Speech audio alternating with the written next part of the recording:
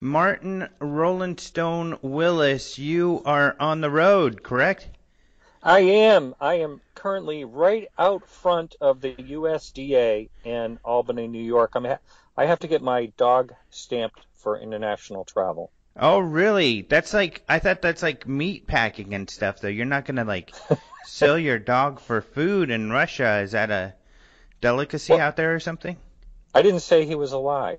No, Oh, he's quite alive. We actually mm-hmm, have to get papers stamped, mm-hmm. and so when we're ready to go tomorrow, just Oh, getting the papers wow. stamped here, and Okay. that's it. It's a long process, not easy to travel with a dog, but I am inseparable from my little Chihuahua.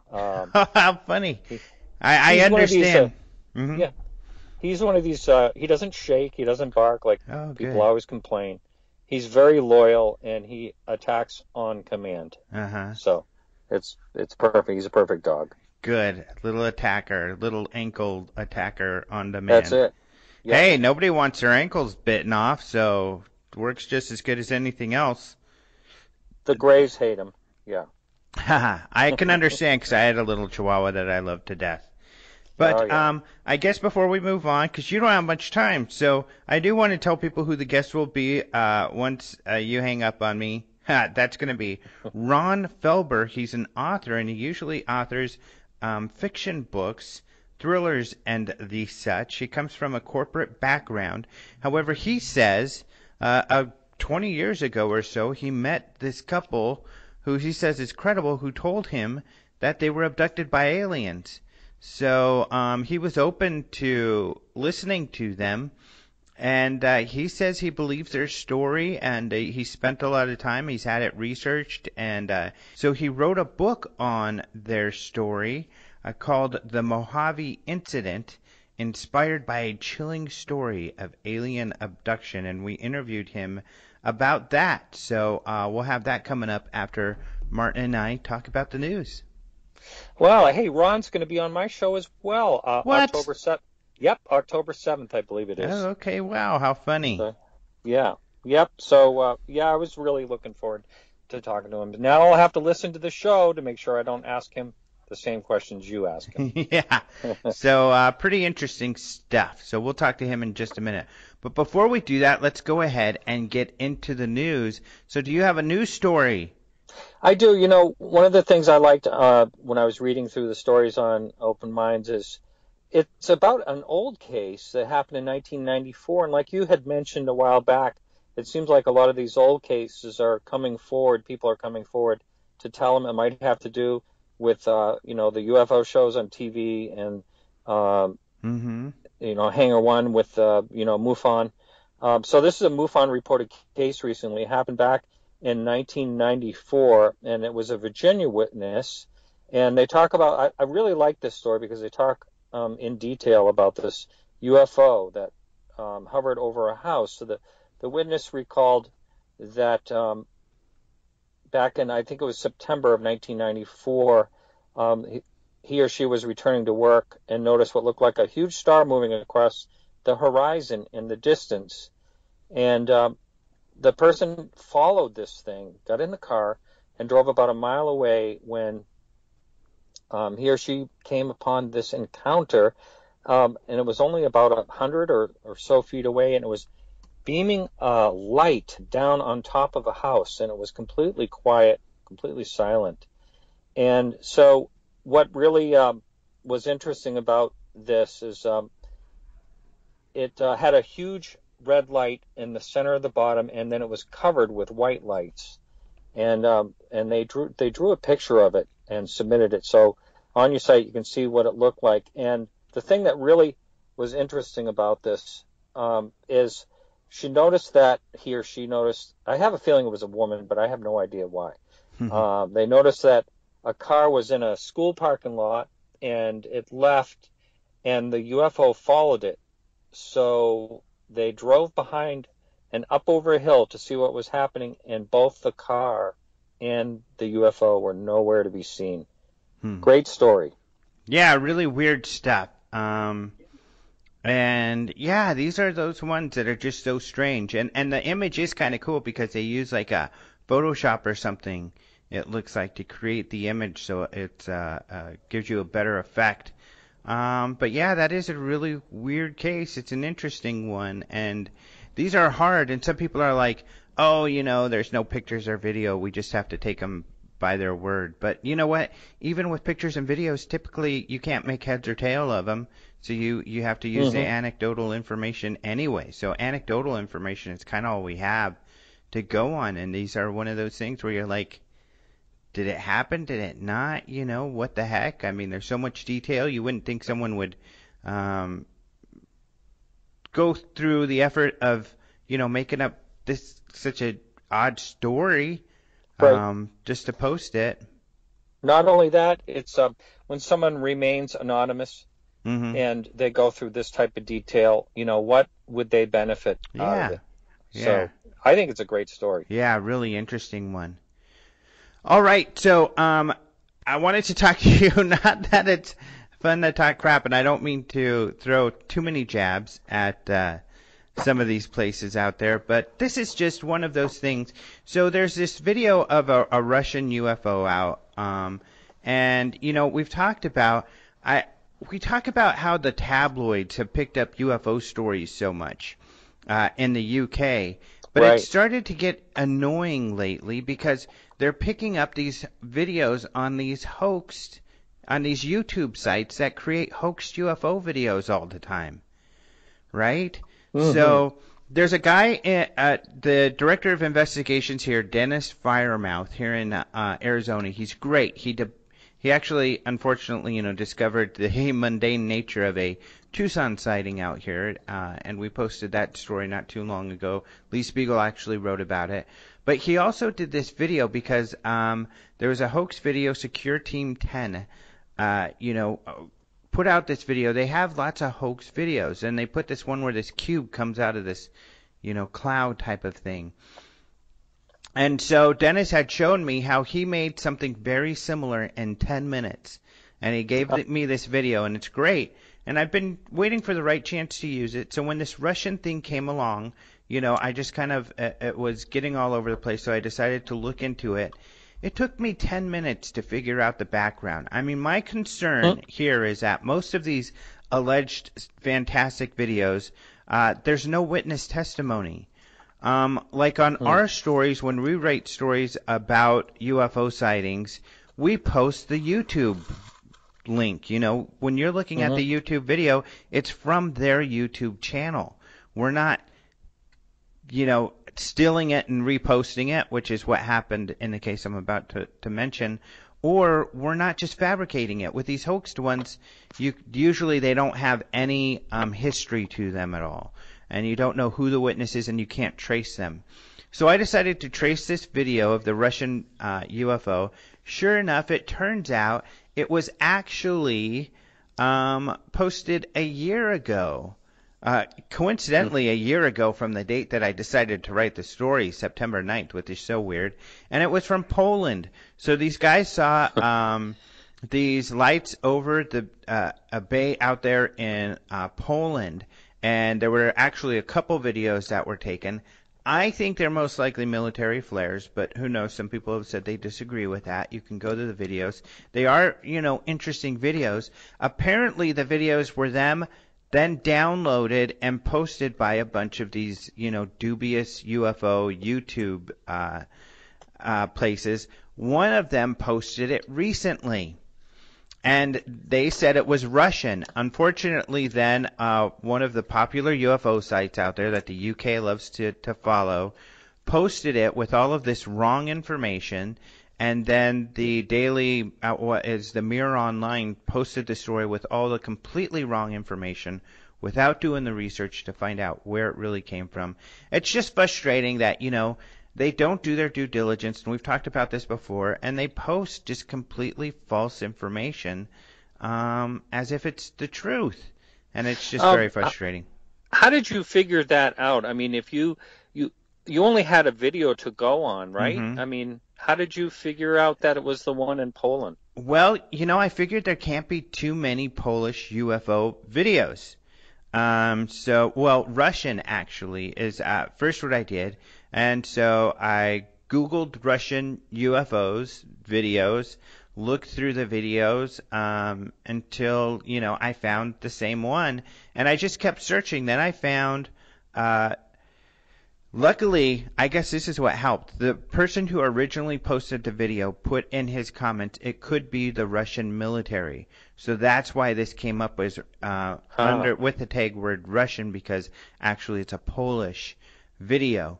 So, and it actually came up because it was posted by one of the very popular hoaxing UFO YouTubes out there. And they at least had more information about its origins. So I was able to use that information to do more searching to find the original videos from the original posters. And that's what I have in my story is links to the originals so people can see the difference. I see. And get the background. Because I also think it's fair, to give the original person the hits. They deserve. That's why I don't like to. A lot of people will ask, can I download your video and put it on my YouTube? Because then I'm making it more popular and I'm making money off of your video. I would rather embed the original person's video.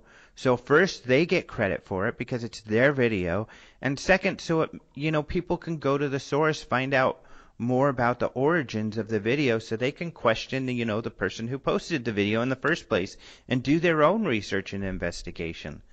So it's funny enough, Mirror Online, Lee Spiegel, I don't know if you saw this, wrote a story recently about how the Mirror Online wrote about Edgar Mitchell saying that aliens are stopping nukes from happening, and Lee Spiegel asked Edgar Mitchell about it. He said he never told the Mirror that.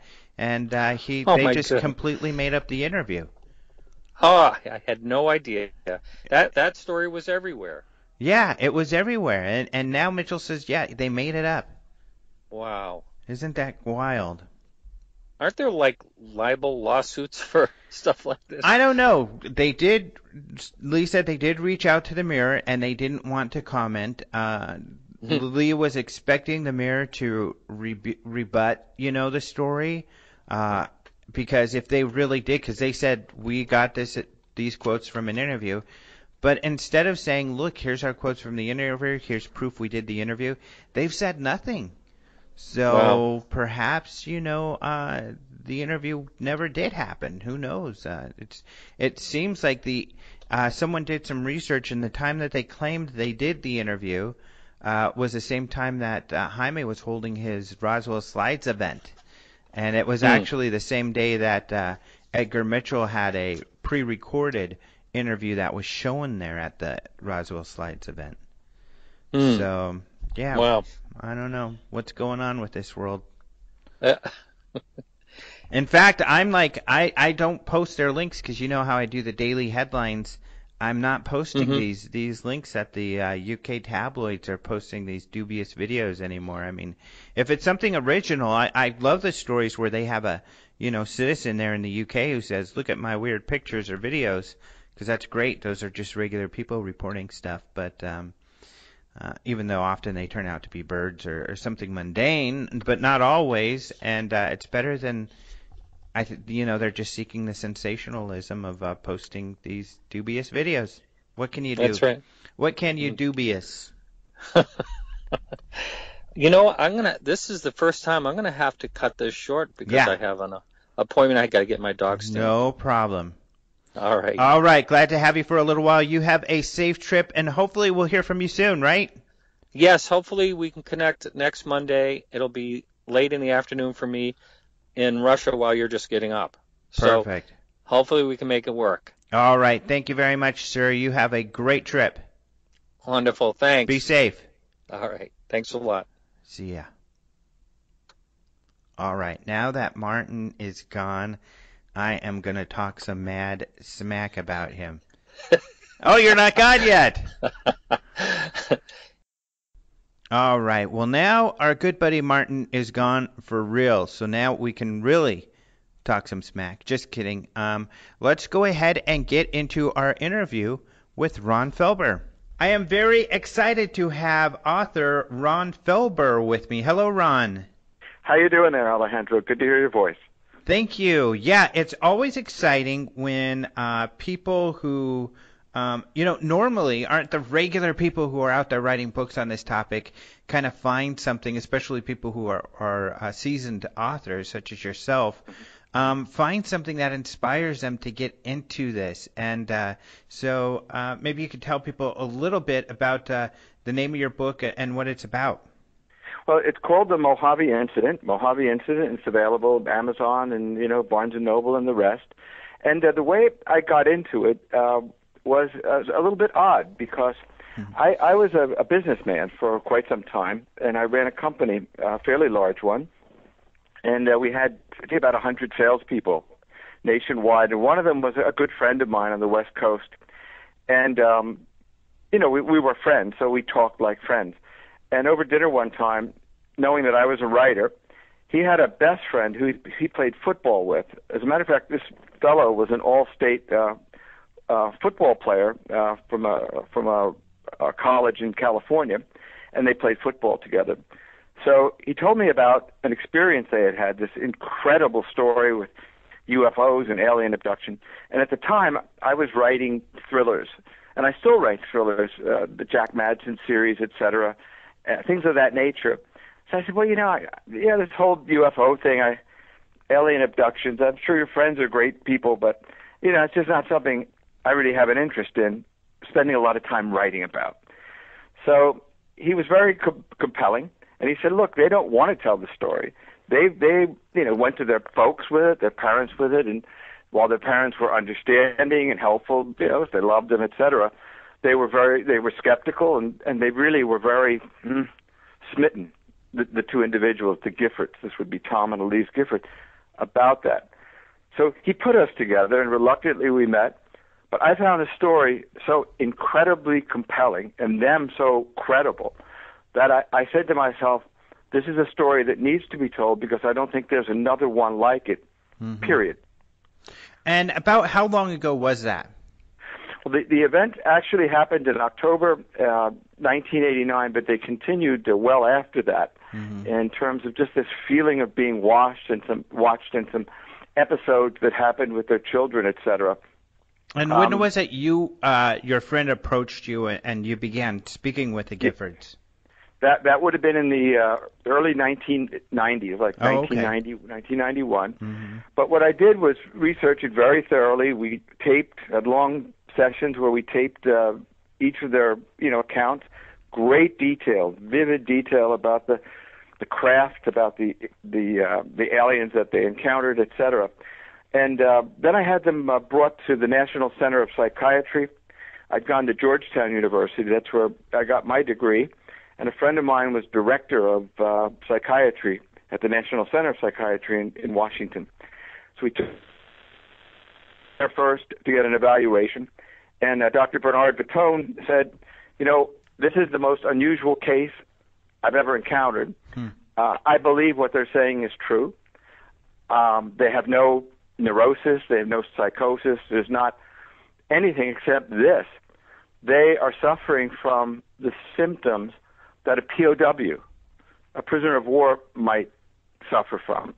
Sexual dysfunction, insomnia, an inability to engage in day-to-day life anymore. So that was telling. Then I brought them to get retrogressed by an FBI hypnotist in Asheville, South Carolina, and that would be Dr. William Annixter, who again was absolutely stunned and said he had never encountered anything like it, and believe him. Believe that this was absolutely true when you look at the various possibilities and other explanations, that the one that they had and the one that we had was the correct one, which was that they were abducted by aliens. So this book has been a long time in the making. You've been talking with this couple for around 20 years now. Well, I think I put this aside.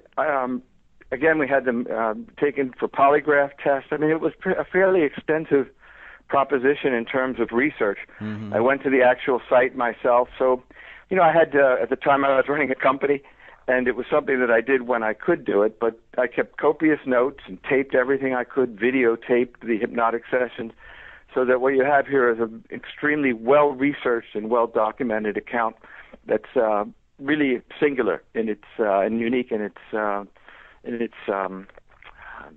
scope. Mm-hmm.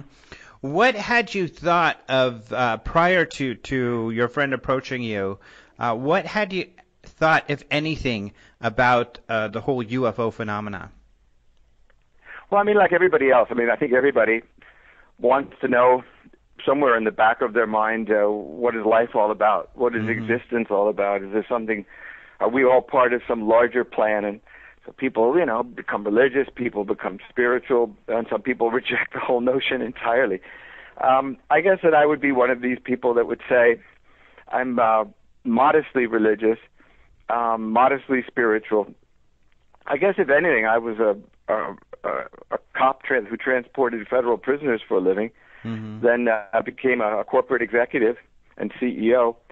So if anything, I guess I'd be more of a skeptic than anything else. Mm-hmm. And I mean, it's one thing to be open to the UFO phenomena, and then it's something else to kind of be open to alien abduction, which a lot of people, less people are open to the idea. Had you really been familiar with that concept even before you had heard from your friend? Yeah, I mean, I was familiar with it like most people in a general way because it's out there, in the public arena, but it's generally out there as a kind of entertainment.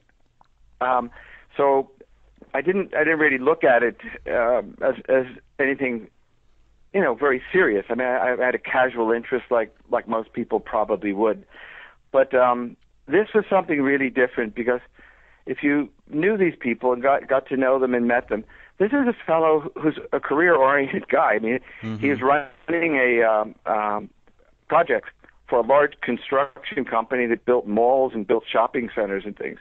So, I mean, he's dealing with lots of employees, directing lots of employees, dealing with a lot of, money and deadlines and things.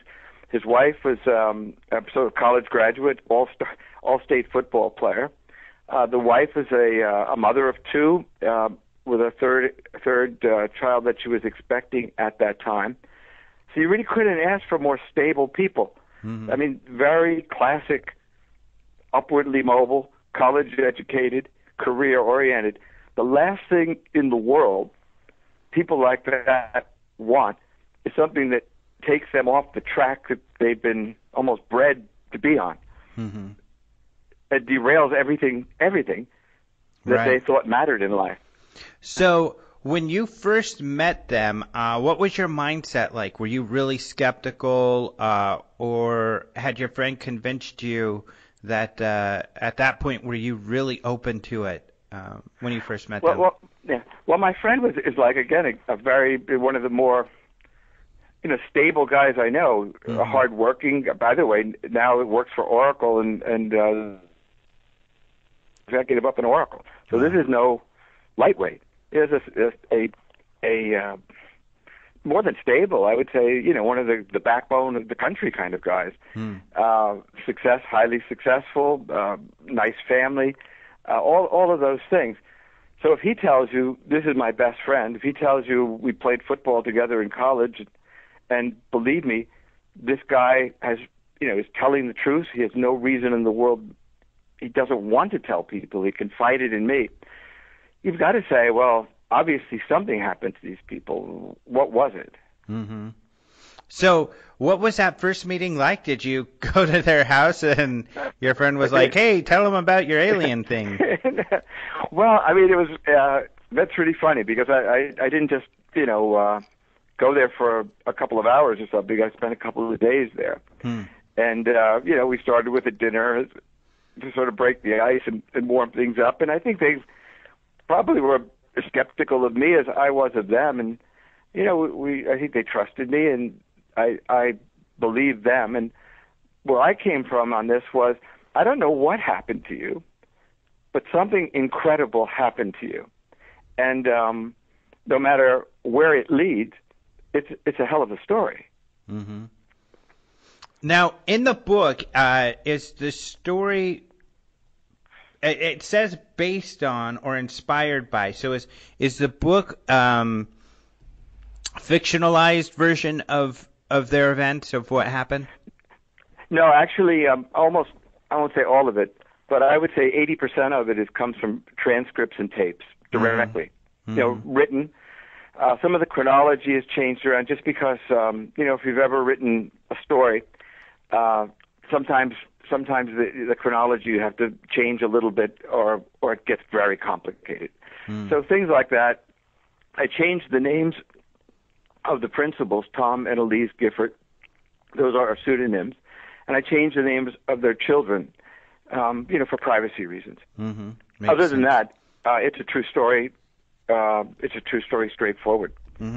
So what did they tell you? How did their events, the strangeness, start for them? This is, again, what makes this so credible is that I think everybody can imagine themselves doing exactly what they did pretty much. So here's a couple that, have two children, two young children. Let's say one 5, I believe, and the other maybe, 1.5. So the mother, wants to get out of the house and, have a good time. She's sort of been, stuck with children and just wants to be around adults and have some fun. The husband is an avid hunter, and a year before, he had missed a mule deer, a shot at a mule deer, and his father and his brother gave him quite a hard time about it. And being the competitive guy that he was, he wanted to go back out into the Mohave and track that mule deer and bag it. So they had two conflicting sort of goals here. Well, what they decided to do was compromise. So the husband, Tom, told his wife, Elise, look, let's go to a place called Whiskey Pete's where they had been. There's live music, great bands. We'll have a couple of drinks. We'll dance. We'll have a good time. We'll take our camper, and then we'll go and we'll do my hunting. And, you can do some mountain climbing. You can, scope things out while I hunt. And we'll both do what we want to do. So they did go to Whiskey Pete's, and they were going to camp at a place called Mid Hills Campsite. But when they got there, unusual for the time, all of the sites were taken. So they were sort of stuck. So Tom, who was very familiar with the desert, said, look, it's dark, it's off-road, it's kind of desolate, but I know this area like the back of my hand. I've been hunting there with my father and brother for years.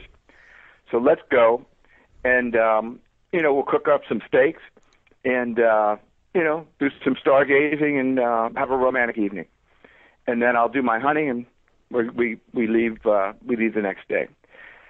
So that was the plan. But when they're roasting their marshmallows, after they have their steak, they're stargazing, and of course in the desert it's brilliantly clear, and they see these particularly shiny stars. So Tom, who's sort of an expert on configurations and whatnot, is identifying this configuration of stars and that. And Elise, his wife, said, well, what about these? What is that one? And what started to happen is these bright, shiny orbs in the horizon form a configuration of an M, a giant M. And Tom is a little bit stunned at that because obviously it's no configuration of stars.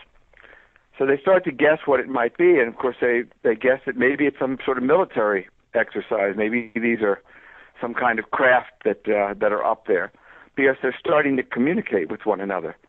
They're blinking in something that looks like code. Then maybe I can actually read a quote to you. Sure. This is from Tom Gifford.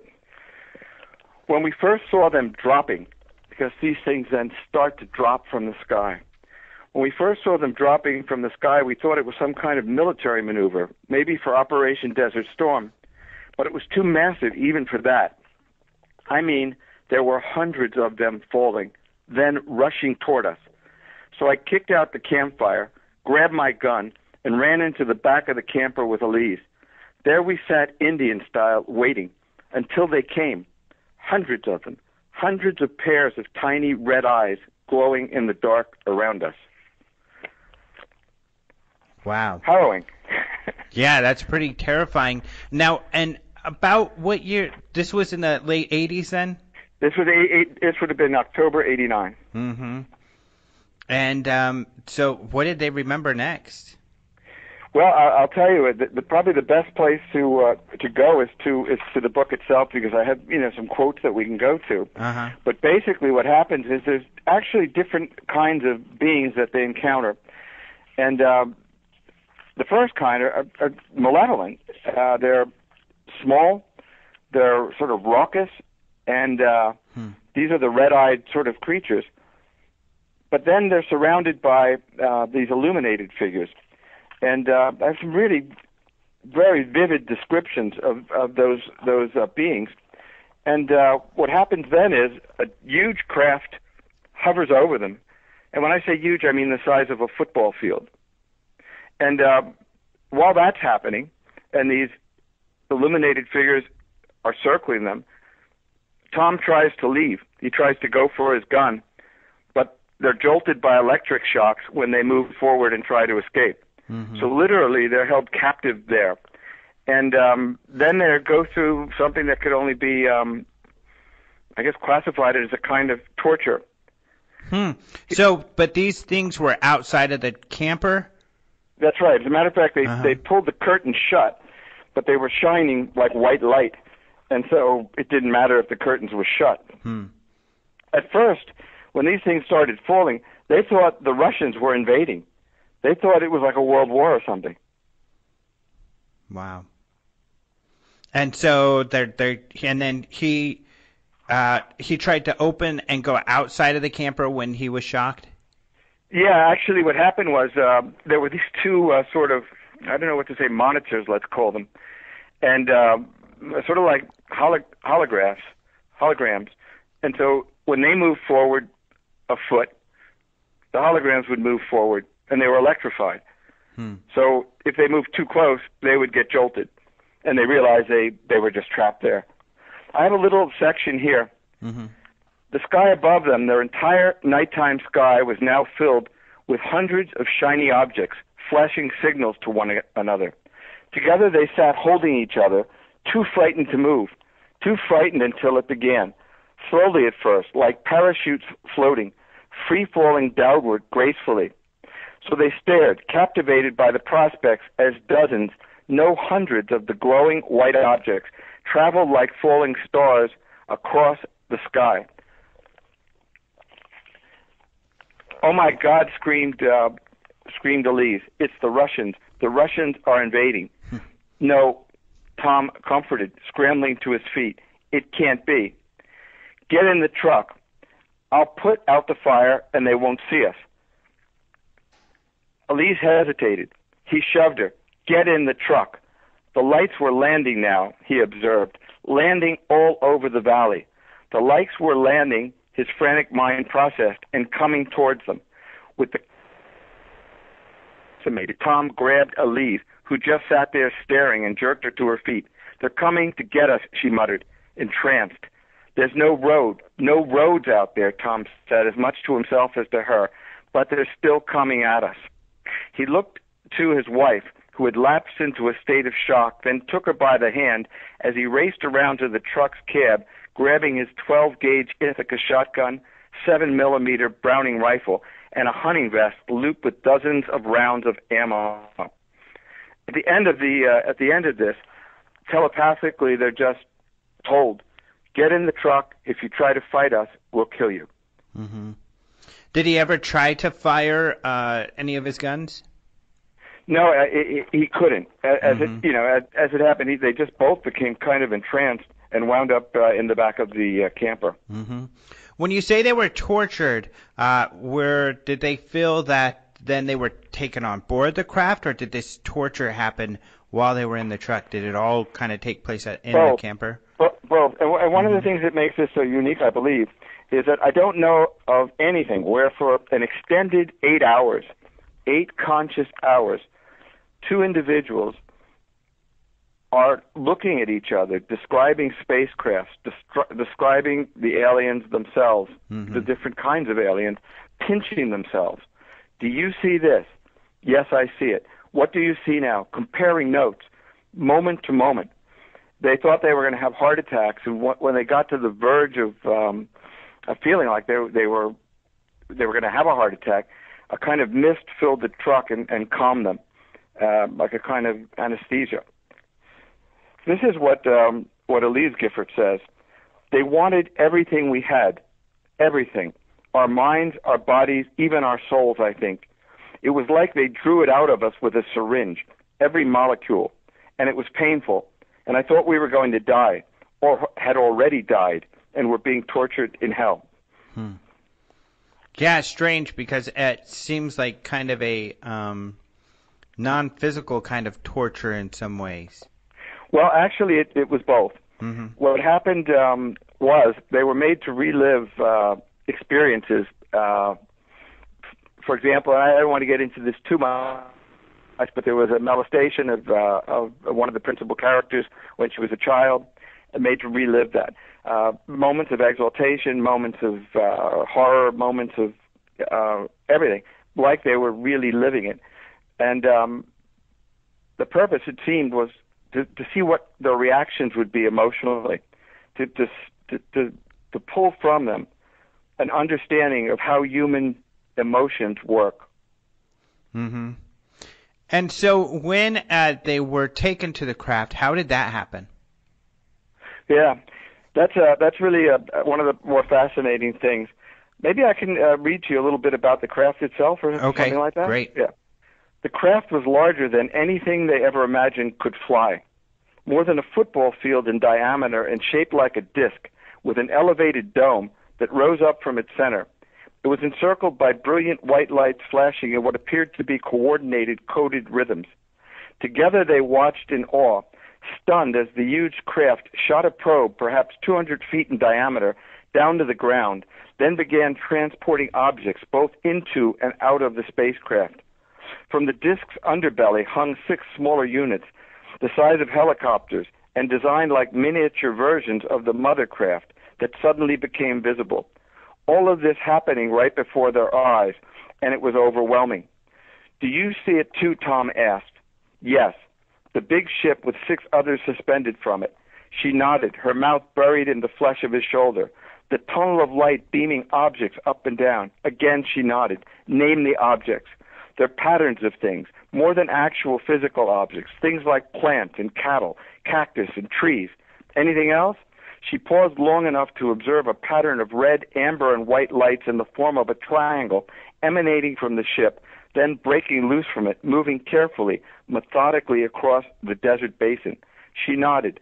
"Yes, there's a triangle of lights, with the tip of the triangle touching down on the ground. It seems to be combing the ground beneath the disk as if searching for something." She shook her head to clear it. "Do you hear the rumbling? Deep inside the ground? The triangle's like a drill, a huge drill of some kind." Strange, huh? Mm-hmm. So, yeah, it's really strange. I guess to say the least, huh? Yeah. So, and this is all stuff that they remembered consciously. That's correct. Mm-hmm. So when you did that hypnosis, was that were there instances later in their lives where they didn't remember something, or what was the purpose of that? There were actually 4 hours of missing time when they were actually on the craft, and some of that is the most compelling and most harrowing information you could imagine, I think. And then how was it that they were transported onto the craft? Did they remember that? Yeah, basically there was this light, this beam that beamed them up, and it sucked up other things too, but eventually they wound up there in a kind of holding cell with other things. But they were examined physically, and during the hypnosis sessions, I mean, it was really quite traumatic. What did the beings that they encountered look like? Yeah. Let me get to a section that really describes at least one of them. This was an encounter that they had. As I mentioned, this went on after the event itself, and Elise Gifford during the hypnotic sessions kept scratching at her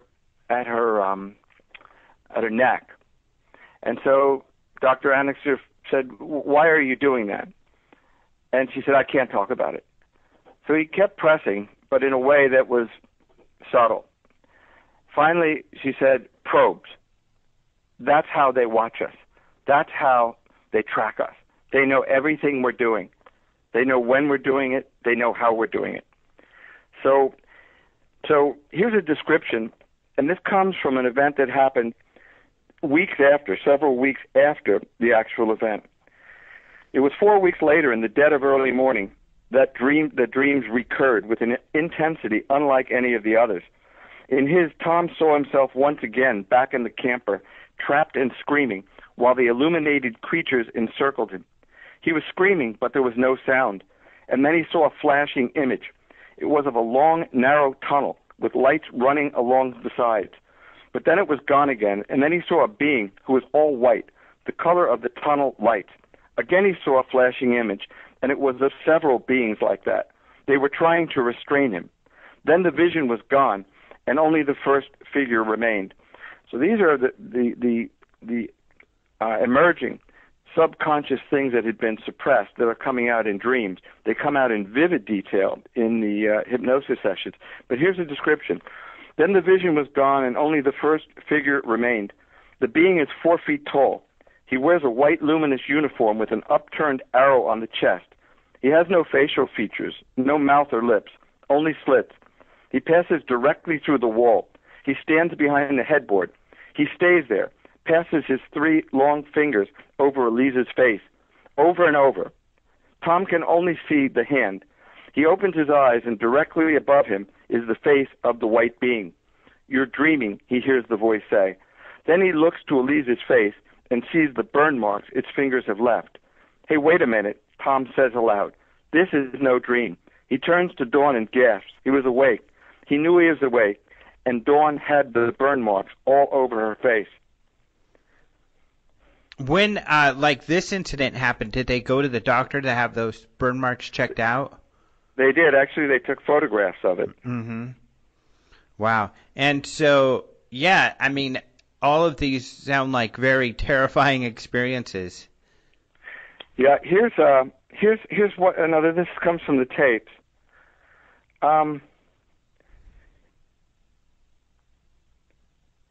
This is the doctor speaking. "Take a deep breath. Let your mind search. Let the memory come back on its own. Then speak out and share it with us. Take your time." This is me, my wife and I, on the edge of our seats in anticipation.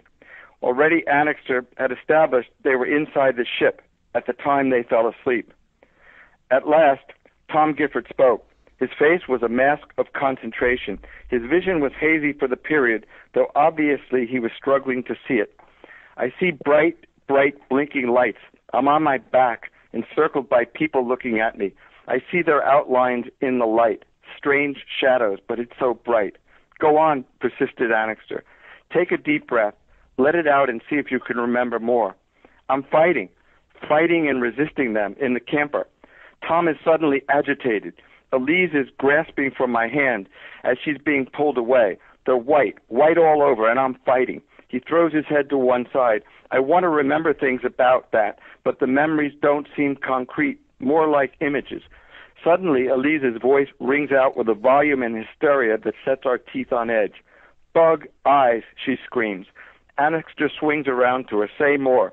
"It's one of the white ones," she says, perplexed. Then in a panicked voice, "Can't move. I'm just scared." She begins crying. "I want to go home now," she weeps, her chest heaving as terror rises up inside her. "Long fingers," she adds, suddenly tense as she sees it. "There's 3 around my face, almost touching, but not touching." "What's on the other side of the fingers?" Annixter prods. "Light. White light. I remember this hallway all lit up in blue lights even in the ground. I guess I'm walking, but it doesn't feel like I'm walking. Go on." "It's like a tunnel, long, no room, just a long tunnel of light, until finally there's an opening." "Who are you with?" "The white guy." "Where is your husband?" "I don't know where he is," she moans. "I can feel him in my mind, though. I feel I'm linked to him. Big head, real white. I can't tell what they're made of, like skin so translucent it glows, but you can't see veins and things." She strains to see. "I guess he's wearing a shiny covering, too. I don't know what kind of material that is." She hesitates. "I see something on his chest. It's like an arrow, just the top of an arrow." "What else?" 3 fingers and a thumb. really shiny, really long. I just hate his eyes. So dark you can't even see them. Can't see the parts like our eyes.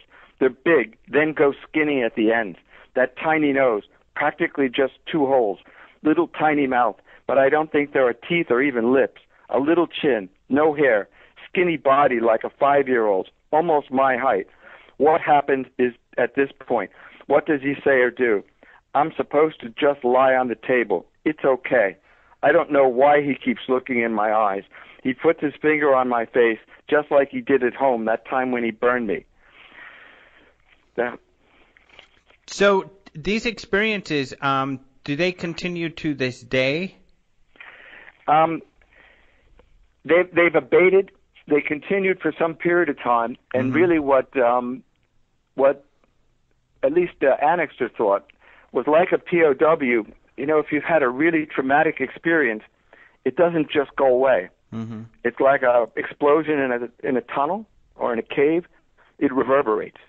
And his theory was that a lot of what happened afterwards was post-traumatic stress. Mm-hmm.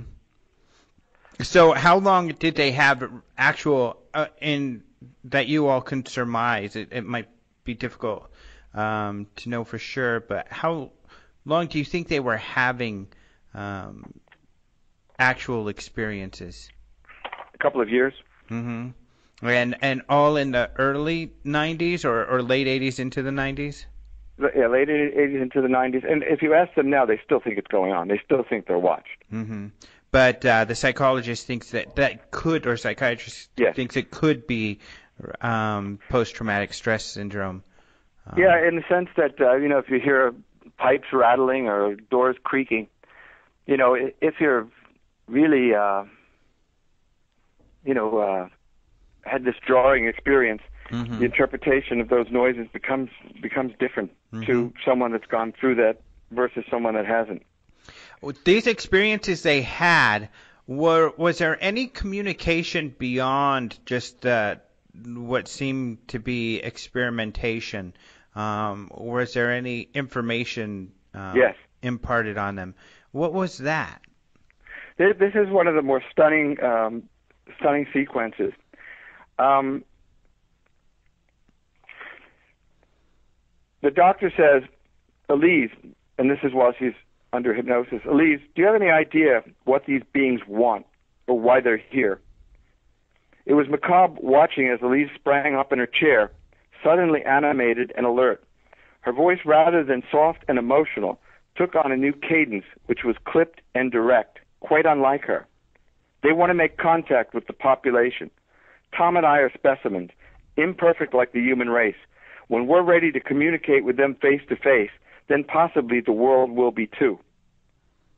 Mm-hmm. And they have to study our reactions, so they know. Go ahead. They have to study our reactions so they know how to approach us. They don't have emotions like ours, so they need us to teach them. They need to understand humans. Do you have a sense as to who they are and where they come from? There are 5 galaxies. Theirs is the next closest. In order for all 5 galaxies to work together one day, they have to start, and they're starting with us, so we'll be united galaxies. What else do you know? I know where the universe ends, she said, rattling the words off in staccato fashion. Is that something you can put into words? Our universe ends where theirs begins. Our universe ends when all its matter stops mattering to us and starts mattering to them. Everyone in the room looked to one another, stunned at what they heard and what they were seeing. For now, sitting on the edge of the out-of-date cushioned armchair, sat Elise Gifford, her body rigid and vibrating with newfound energy. And were you there? Yeah, I was there, sure. Uh-huh. What did it feel like? Chilling. Experiencing this. Chilling. Mm-hmm. I mean, did you walk away with the sense that somehow you were, you had just been a part of a sort of a communication or of information coming from? Absolutely. It was like being in the presence of a medium and channeling. There's a couple of other things that were really interesting. Mm-hmm. Is there she doesn't want to talk about the examination for obvious reasons. So this is something that finally comes out, but it took some coaxing. But there were other things. Elise, why do you think there are things you don't want to remember? I don't know. Is there something preventing you from sharing what you know? I can't tell you. If these beings are in contact with you, tell me what you know about them. God created this is so bizarre, because can you imagine somebody just off the top of their head, like rattling this off? Mm-hmm. God created our world in his image, but not theirs, she croaked, or any of the others. Are there many different kinds of beings? Yes, different ones, different hybrids.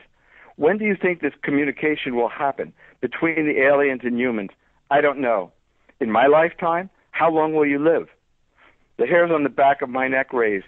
In a normal man's lifetime. Our children's, she said at last.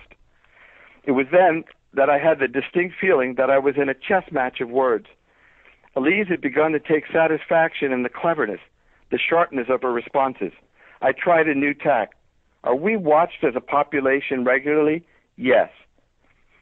By many different kinds of beings? Sent on missions from the One Supreme, she said, finishing my sentence. What does that mean? There's one supreme being that controls all of them. He sends missions here. They're not here of their own accord. This is language she would never use. This is like a president or like a god, she responded with crackling directness. What else do you know about the One Supreme? The beings could care less if they were here or not, she continued in the same clipped, militant voice. They're just following orders. Where do I take this from here, I asked myself. You talked about the universe and matter earlier. You said our universe ends where theirs begins. She completes this now. Our universe ends when its matter stops mattering to us and starts mattering to them. What does that mean? I don't know, she said simply. The missions these aliens are on, are they friendly or unfriendly? They're neutral. They could care less. What does the One Supreme want? For all galaxies to live harmoniously together. Do we have a separate God from the One Supreme? No. What else do you know about this entity? Is it a being like the others? Read the Bible. Do they know about our project? Sure. Isn't that something? Really weird. I know. So did they feel themselves? I mean, they felt traumatized, no doubt, by all of this. Absolutely. And it sounds like they still feel traumatized by it. Well, this is the thing. I mean, I'd rather, it's difficult to talk about things, even for me to talk about it, let alone them. But I mean, they were, they were probed and, sexually dealt with, and like animals in a laboratory. Mm-hmm. And did it leave them traumatized? Yeah, it left them traumatized. Mm-hmm. I mean, did they take away any anything positive from these experiences? One of the really, I say about this book, it's like a crack in the wall, and like, let's say we're living, us, in a kind of room. This is a crack in the wall that just appeared for a short period of time, that gave you an insight, to what's outside the room. And there were different kinds of beings, as I mentioned to you, the sort of malevolent ones, the red-eyed sort of monstrous little ones that were clearly raucous and malevolent, etc. The sort of intelligent, illuminated beings that were like scientists that seemed very determined to find out what makes human beings tick. When they were at their worst, when things were in a kind of frenzy and they were hysterical, and they really thought they were going to die, after hours of this, a kind of angelic presence, definitely feminine, swirled onto the scene, not a face or anything like that, a presence, a feminine presence, like a Marian visitation, and said, don't worry, you will survive this. This will be over soon. And it had a tremendous calming effect. They called this being a sort of comforter. But it almost takes on a kind of religious flavor in an odd way. And one wonders, is if through that crack you're seeing another realm of existence that's a kind of order, of different sorts of beings, or if this was a way to extract more emotions from them, because probably in their minds, and yours and mine, whether we know it or not, are religious figures, angels, Mary and, the Mother Mary, whatever it might be, God. And maybe these things were drawn from them and used to find out how they reacted. Because if these beings wanted to communicate in mass with the human population and figure out what form to take or what methodology to use, they'd sure want to know what people found comforting, what people found horrifying, what people found amusing. Do you see what I mean? Mm-hmm. Right. Now, since you've gotten involved with all of this, have you also then looked at the research of other people who have looked into the alien abduction phenomena? It's one of those things where, I don't know, you sort of get sucked into it. Mm-hmm. This was something that in certainly changed my life too. So I won't say that every day I rush to the library or the internet to see the latest on this or that, but yeah, no, I've become a sort of aficionado, I suppose, of these stories, and you find a great similarity. For example, and here I'll give you an insight that I think is unusual. Mm-hmm. If you go back to Betty and Barney Hill, this would be in the 1960s, I believe. Interracial couple, a professional guy. I think his wife was a teacher, and maybe he was an insurance broker or something.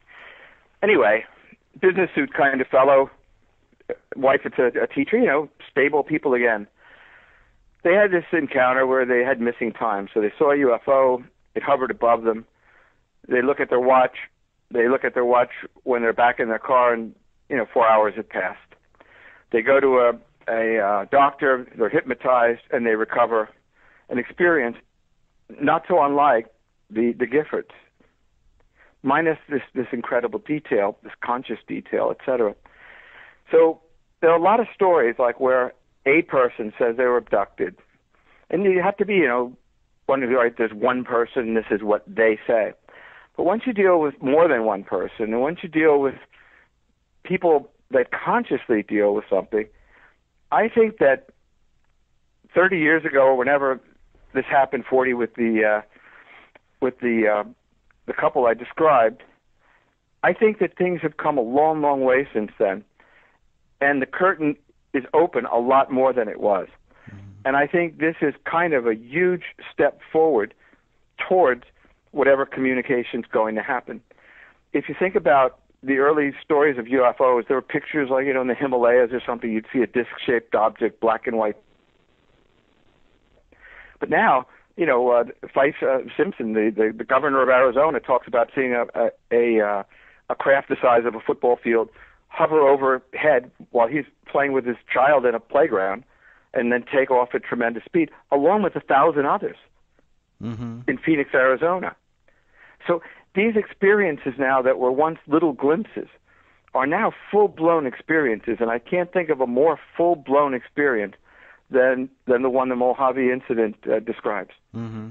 So something's happening. It's certainly moving towards a much more full view of spacecraft, of encounters. I think there's something like 15 million people say they've been abducted. I mean, these are big numbers. Mm-hmm. You see airline pilots. Jimmy Carter reported seeing a UFO. Ronald Reagan on Air Force One reported seeing a UFO. You have policemen, you have airplane pilots, you have Air Force, fighter pilots. So what you're seeing now are not subtle things. They're not subtle. How do people react when you share that, what the subject of your book is about, and that it's not just fiction, that you believe, that these are real experiences people went through? I promise you this really happened, Beth. I mean, there's no doubt in my mind. Mm-hmm. And how do people, when you tell people that, how do they react? Well, I'm lucky, I think. Mm-hmm. I'm lucky because, I'm fairly well educated. I have a doctorate. I ran a company, I'm a chemistry, chemistry, so in the industry, manufacturing cars and such. So, I mean, these are hard-boiled industries. I was a cop, for God's sake. So it's not like, you're a guy that, is homeless somewhere and, you have a bottle of wine in your back pocket. And so I think a lot like the Giffords, when you start putting, policemen together and pilots from United Airlines together and presidents together, I mean, clearly something's going on here. Mm-hmm. And the reason I ask is that it does seem that the public is getting more and more comfortable with the idea of UFOs, but the alien abduction thing still seems to kind of be placed in a corner and not confronted as largely, except for in our circles and Mm-hmm. amongst the researchers. Which is interesting, even though, like you say, if it's not millions, it's at least hundreds of thousands of people believe. It's definitely millions. Well, I don't know. If I couldn't, I would say at least it's thousands, if not hundreds of thousands, at least. Okay. There we go. That are claiming to have these experiences, which is no small number and no small phenomena. Right. So it's interesting, though, that still people just can't seem to accept or even go there. But often. this is a funny thing too. I have a degree in English, and I have a doctorate in arts and letters and an MBA. So I deal with business people all the time. Mm-hmm. And I have to tell you, I just retired recently in June to write full time, but and teach. But in dealing with business people that have mortgages, large mortgages, they work, their wives work. Maybe she's an attorney, he's a business guy, maybe vice versa. They work 80 hours a week. They've got a mortgage. They pay their taxes. They buy groceries. They take their kids to Little League. They don't want to hear about this stuff. Uh-huh. See what I mean? Yeah. They don't want to hear about it because their life is set. They're on a kind of track.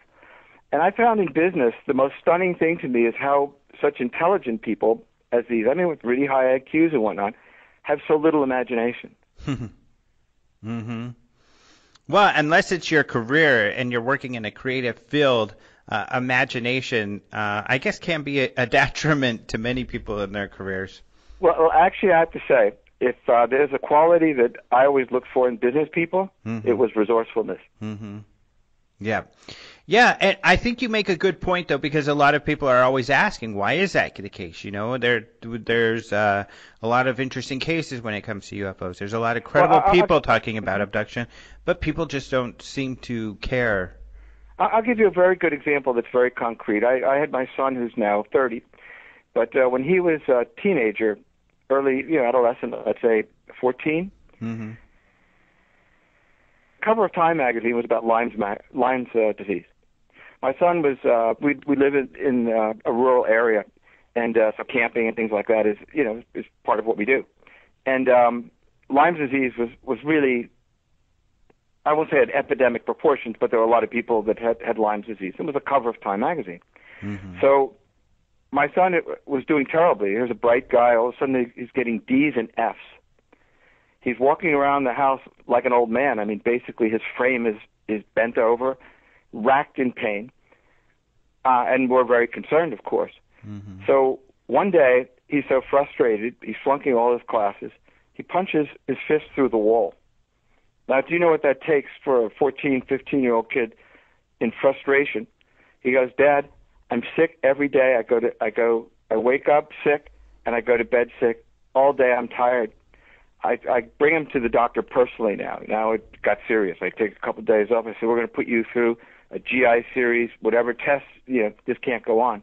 I meet with the doctor, and I said, and in the office lobby is the Time magazine about Lyme disease. I said, do you think, we live near in the woods? Is it possible that he has Lyme disease? Because I don't believe in Lyme disease. Wow. Of course, my son had Lyme disease for a year.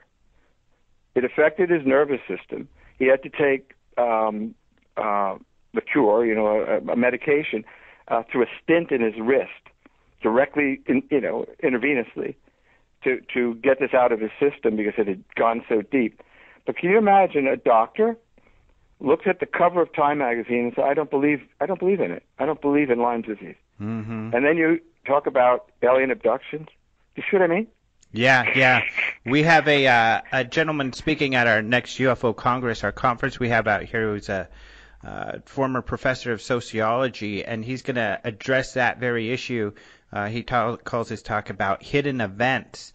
But other instances in the past where something that we know now is a reality was denied, and how science and mainstream media dealt with those issues as the discoveries came forward, and as people had to admit that these things they denied in the past were realities.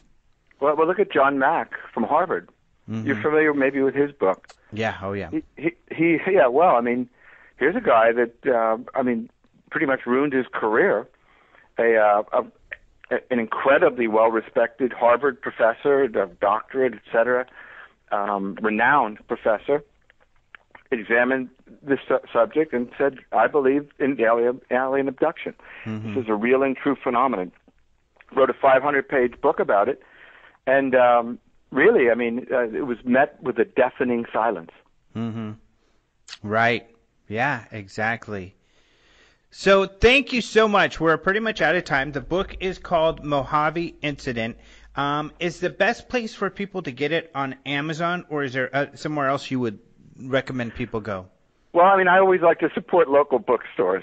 Okay. So, I mean, what I would say is that if they don't have it at your local bookstore, independent bookstore, just ask them to order it, and I'm sure they will. You'll have it in a day or two. Amazon, of course, you can order it right now, and it'll be at your house in a day or two. Barnes and Noble at the stores or at the internet outlets. So it's very accessible. And by the way, you can buy it on my website too if you like. It's Ron Felber, Ron Felber, Felber.com. So www.ronfelber.com.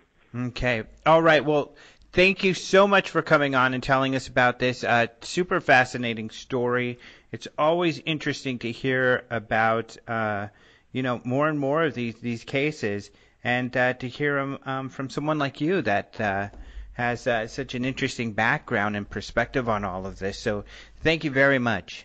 It was absolutely my pleasure.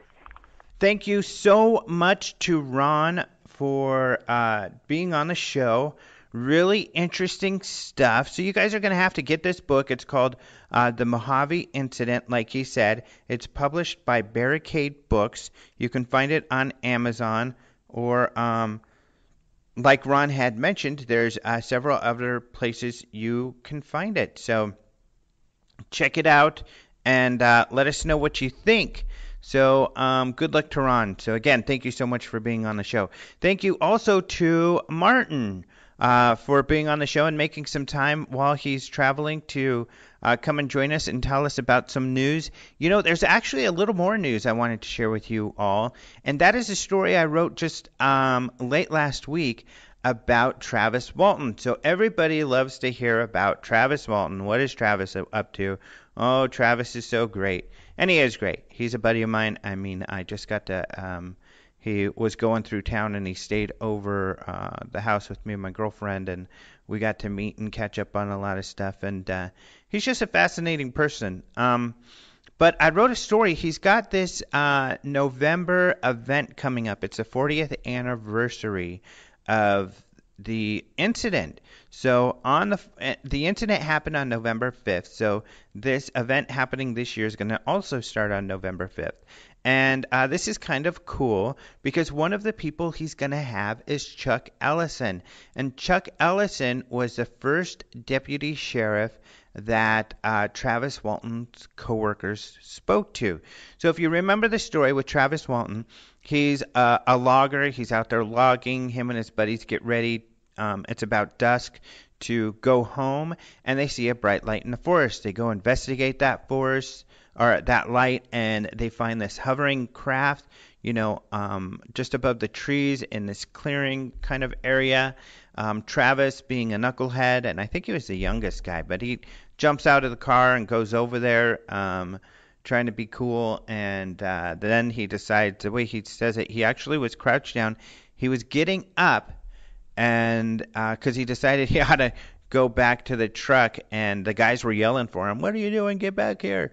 And he got beamed by something and flew many feet. And so the guys thought he was dead. They thought he was just shot by something and he was dead. So they took off. Soon after they left, after they were, a little bit of a distance away, they decided we better go back and see if Travis is, where go get his body at that point. So they go back. They're really freaked out, like extremely freaked. I mean, if your friend had died, you would imagine. And this is the reason I'm saying this is just a second, because of course this is all alleged anecdotal information from these people. So they go back and Travis is gone. They decide they better call the police. So they go into town, get to a phone, call the police. The police say, we're going to have, I guess it was, and this is where we're going to get some details, because I think it might have been Chuck Ellison's wife that they got a hold of first. But, this isn't documented anywhere that I know of. So this is going to be fun to hear from Chuck and ask him the details. His wife, I think, is going to be there too, so we'll be able to ask her. And but anyway, Chuck said, well, I'll meet you guys at the parking lot up the street of this shopping mall kind of area. And Ken Peterson was one of the loggers who was there. Hopefully he'll be able to make it, but there will be other witnesses. Not everyone has confirmed, but Ken Peterson is going to try, from what I understand, if he can. But Ken Peterson was the one who called the police, and he didn't want to tell them what had happened because he thought, oh, they're going to not believe us and they won't even come out here to check it out. So Chuck Ellison comes out. They tell Chuck, Travis is missing. We need to get some people out here. We need to find him. And he says, well, what happened? Then the guys describe, the whole thing to him. And of course, Chuck was, well, surprisingly, I guess he was kind of open to it. He knew these guys, and he says that at least there's indications that, and he's made a few comments, but not much in the past, that these guys were, really distraught. To the level, I guess, as you should be if you saw what you thought might have been your friend being killed in front of you, or a colleague. So they were really freaked out. So we took them seriously, and they did the investigation, and the rest is history. Read Travis's book, or go look at our story at Open Minds TV, because I embedded a UFO Congress talk that Travis did for us a few years ago, where he talks about the entire incident. And we have this online on YouTube for free. And if you go to openminds.tv and look at this story about the first police officer on the scene to speak at the Travis Walton 40th event, you'll be able to watch that entire thing. So go check it out. It's going to be really interesting to hear from Chuck Ellison. There will be other witnesses like Chuck who haven't spoken publicly or in a public forum like this before. So it's going to be a unique and fun event. So check out that posting, and hopefully you can make it. I'll be emceeing, so I'll also be hosting these panels. So I'll be doing the questioning and getting to the bottom and the heart of all of this interesting stuff. So no doubt there will be, 40 some years later, there'll be some more information for the public that has not been heard before.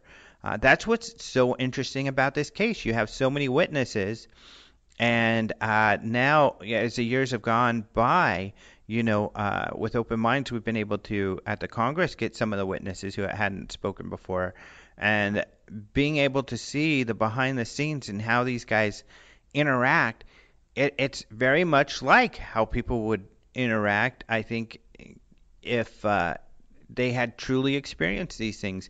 Not one interaction between these guys has indicated to me that there's any false claims going on, and these guys struggle with things. Of course, this is going to hurt you or affect you emotionally, and they do have these effects. These guys aren't always the best of friends. They're not all best buddies. They're They are acquaintances and deal with each other as such. Some of them know each other more than others. But my point here is just that it's not like these guys are bound by a secret or seem to be bound by secrets or anything.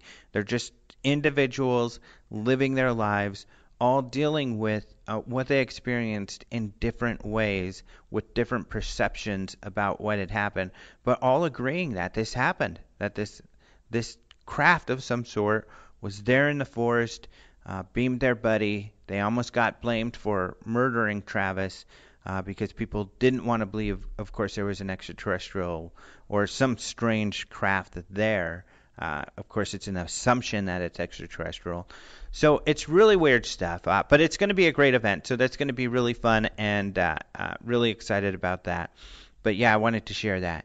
But other than that, we do have some videos and pictures online. Roger Marsh, who's the director of communications for MUFON, is just doing a great job getting into unsolved and, closed cases for MUFON, largely where they couldn't determine what it was the witness had seen. So really interesting stuff there at the site at openminds.tv.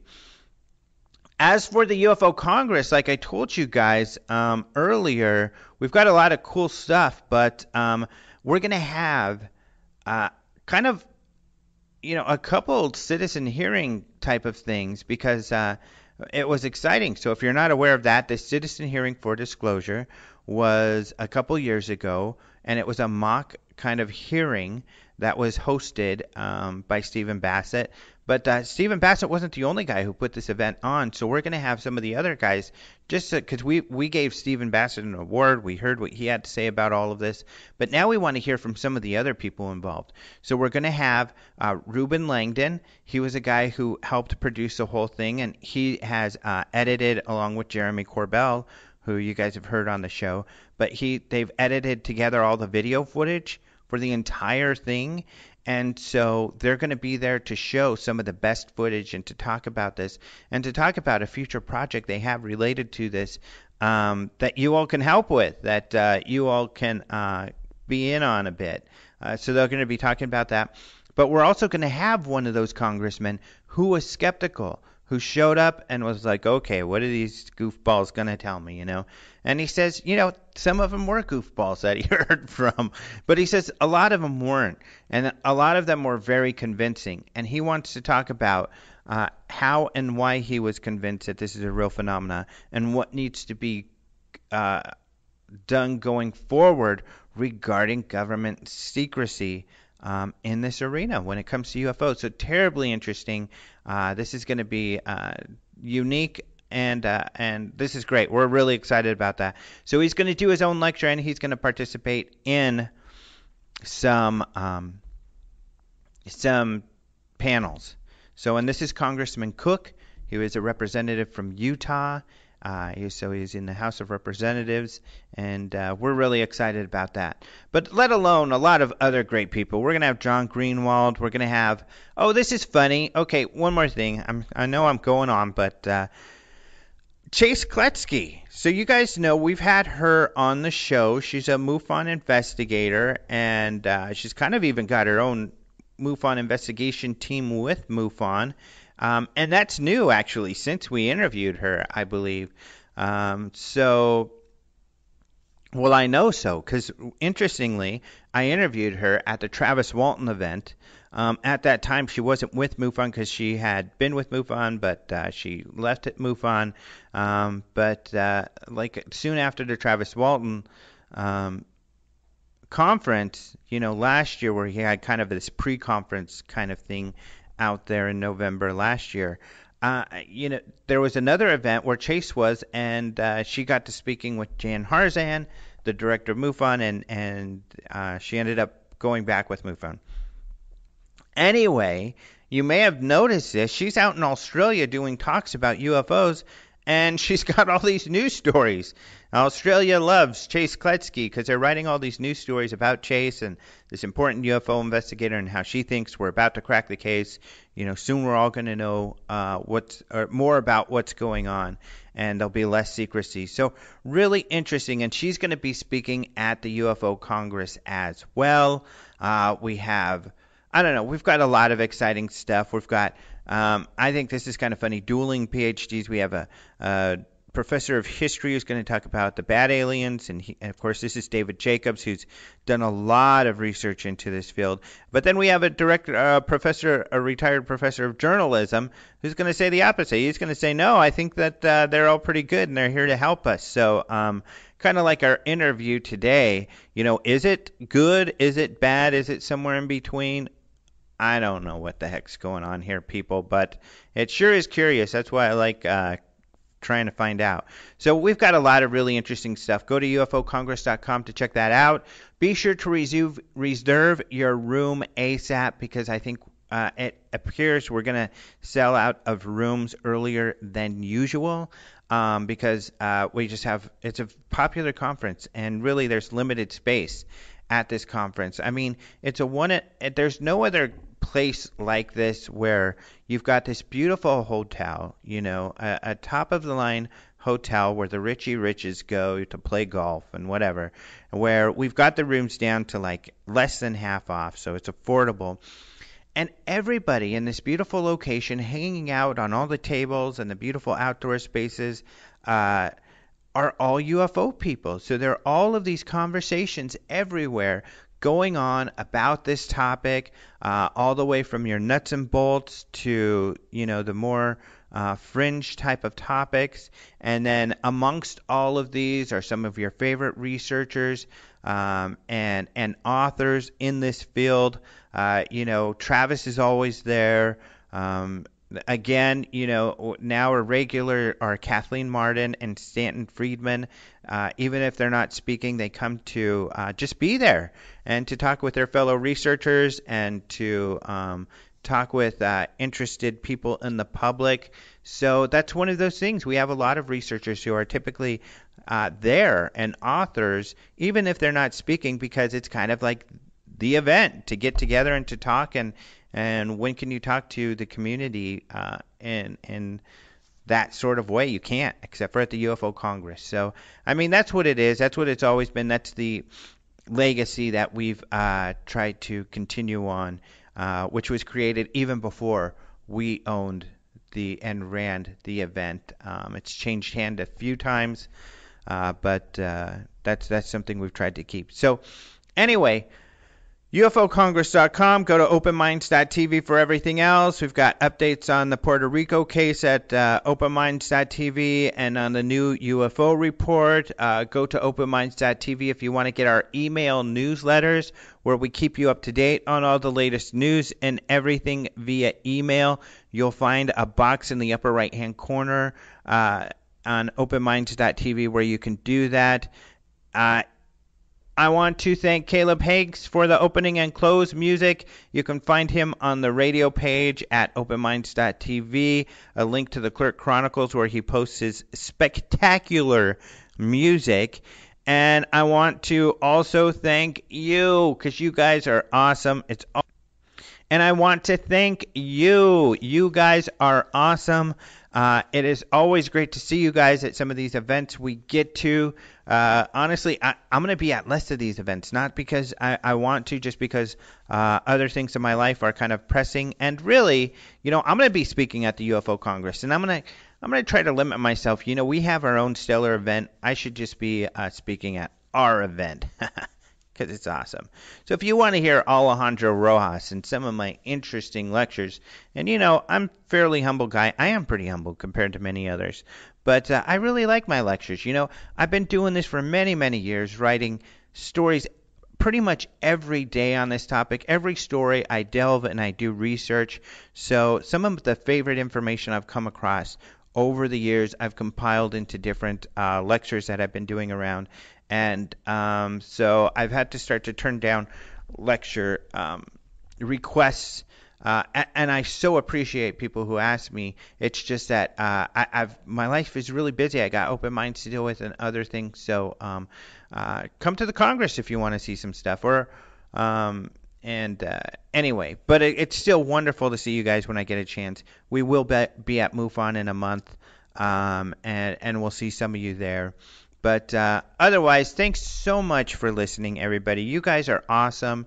And it's a great pleasure to be able to talk to you all on a weekly basis. You have a wonderful week, and we do have a guest scheduled, so we will be back next week. Adios, muchachos.